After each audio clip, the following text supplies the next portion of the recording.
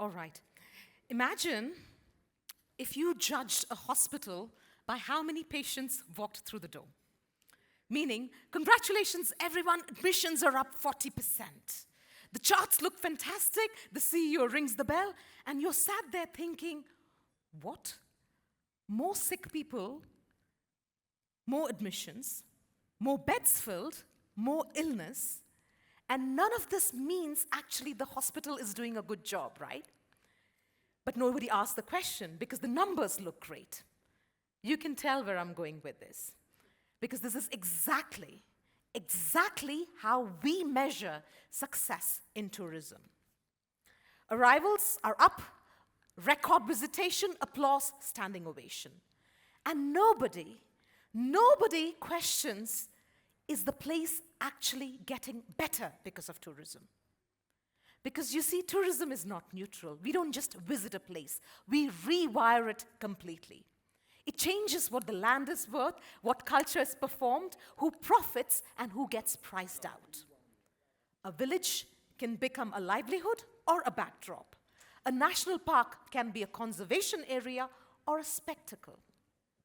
And what I want to talk to you today, ladies and gentlemen, is as we grow tourism in the continent, perhaps it's a good way to think about the basic fundamentals so we do it in a way without renting our soul by the night. Now, I'll start with the seduction. Someone spoke about this yesterday, how everyone wants a piece of Africa, right? This is the part where everyone wants to be in the continent. But if you really want to understand Africa's tourism opportunity, I would say forget about the brochures for a second, because there is something far more powerful. And to me, that's nature. In most parts of the world, nature is a farewell tour. You get to see what's left, the remnants of what's left. But in Africa, you're stepping into one of the last places on earth where nature still works at a continental scale. Around a quarter of the world's global biodiversity is in one continent. Let that land. 25% of the planet's living wealth. Now, of course, safari is a part of it, but it's just the headline, not the whole thing. When you have the Big Five, they're not just a spectacle. They are such a critical component of the eco-infrastructure without which the entire planetary system is going to collapse. And it's the same with the Great Migration. Is it a spectacular spectacle? Yes, it is. But when you have 1.5 million wildebeest, zebras, and gazelles moving through countries like a living river, it is also a critical component of the planetary process that keeps ecosystems alive. And it's not just the animals. It's the habitat. Savanna is 40% of Africa's landmass. And the plant biodiversity. Africa is also one of the most linguistically diverse regions on earth. Thousands of languages, thousands of cultural identities, and thousands of narratives. Now we get to the real deal, which is the minerals.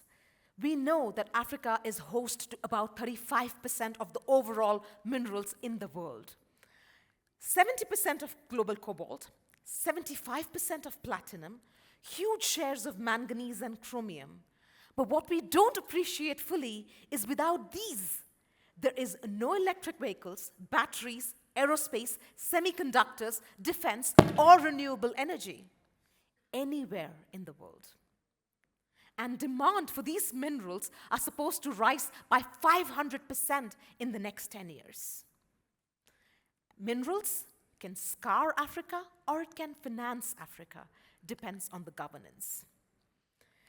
Food. In a geopolitically turbulent world that we live in, food security, 65% of the world's uncultivated but arable land is in one continent. Many of the global essential foods originate from Africa. Africa is also home to luxury that no one can manufacture. I'm talking about silence. Starry skies, minimal noise, zero light pollution, sky as it was 10,000 years ago. Now, these are assets, but these are also tourism assets, by which I mean astrotourism, mental wealth tourism, or wellness travel, or transformative travel. And of course, the last but the most important asset of all, its young population, median age of 19.7 years. It is also home to one of the fastest growing middle class in the world, and the diaspora is 100 million strong across the world. So when someone says Africa has potential, respectfully, I would like to say bugger off. Because Africa does not have potential. Africa has assets, real assets. And what it needs is one thing: activation of those assets done ethically, beautifully, and at scale. Which brings me to the second part, which is about who killed the dream. You see, we have everything we need, yes. But if you ask me, the reality on the ground is a bit like a crime scene. Concrete hotels, that can be anywhere. Buffets instead of biodiversity, imported luxury instead of rooted experience. Cheap packages, overcrowded parks, and the same laminated breakfast menu that you will find at Frankfurt Airport. Nothing against Frankfurt, but just saying. Resources out, profits out, decision-making out. We know that tourism matters enormously to Africa's economy, right? But look at the numbers. We had 1.5 billion visitors in 2025. 1.5 billion. Africa's share? 5%. 81 million only. Look at the money. $1.9 trillion of international receipts. 1.9, nearly 2 trillion. Africa's share? 2%, $42 billion. And this is telling us something extremely important. Africa isn't over-touristed. It is under-visited, undervalued, and under-bought.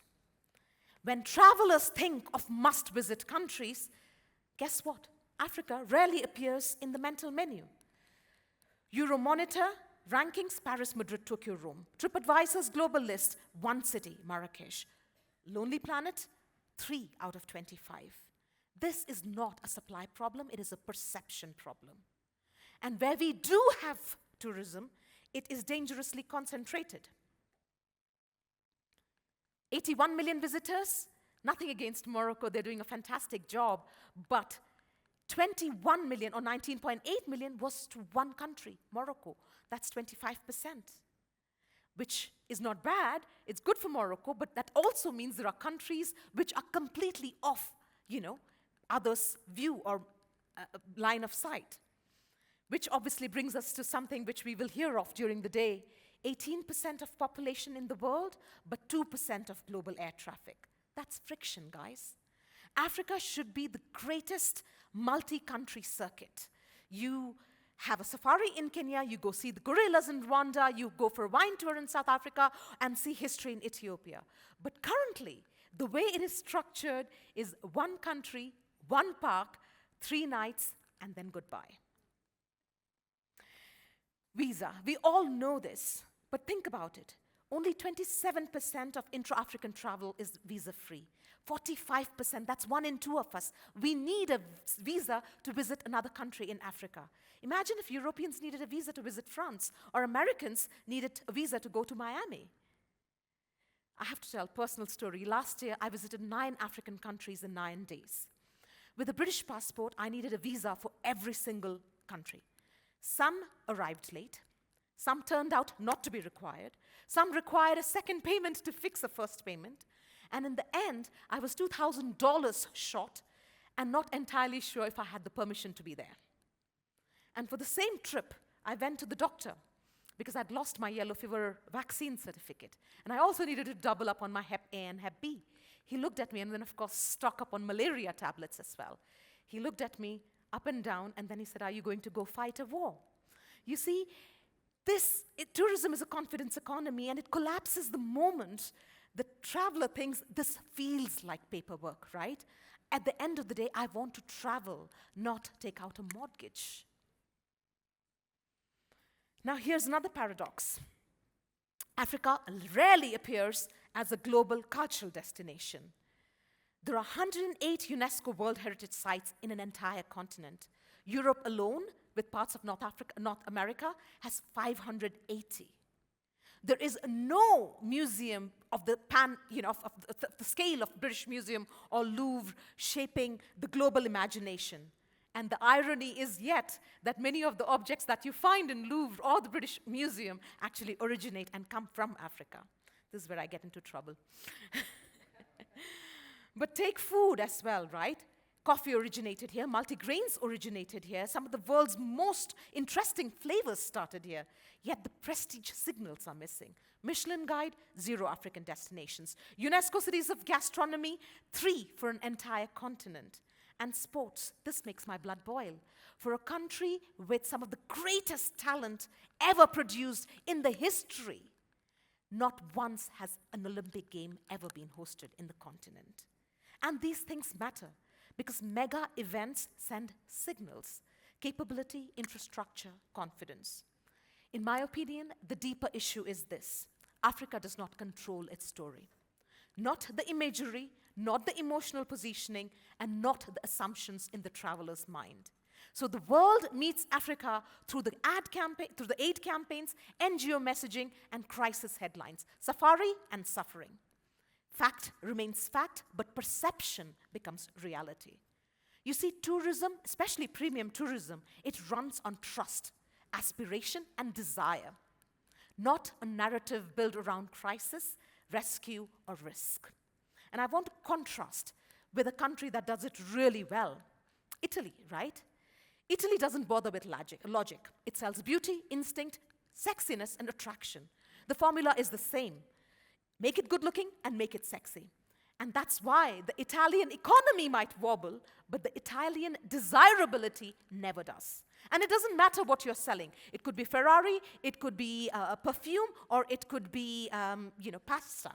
So if you think about Ferrari, Ferrari is not selling the horsepower. It's selling the feeling of power. If you're looking at Dolce & Gabbana, it's sun, skin, and silk, not fabric. Same thing with pasta. No one eats pasta like that, but that doesn't matter. It makes you feel, not think, and that is the key. I will like to repeat again, ladies and gentlemen, Africa doesn't have a tourism problem, not from an asset perspective. We have that in abundance, but what it lacks is the global distribution system for its culture.